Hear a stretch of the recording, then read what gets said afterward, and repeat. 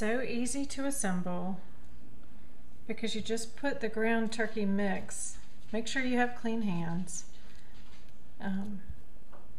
The ground turkey and cheese mix onto the lasagna noodle.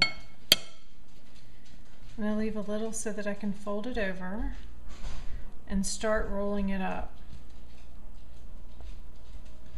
And then I just slide it across. Make sure you have clean counters too.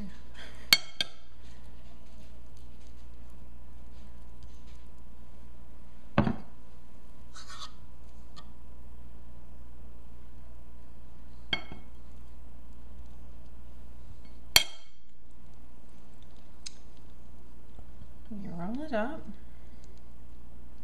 and then in our microwavable container that can go from the freezer to the microwave, you just put them in there.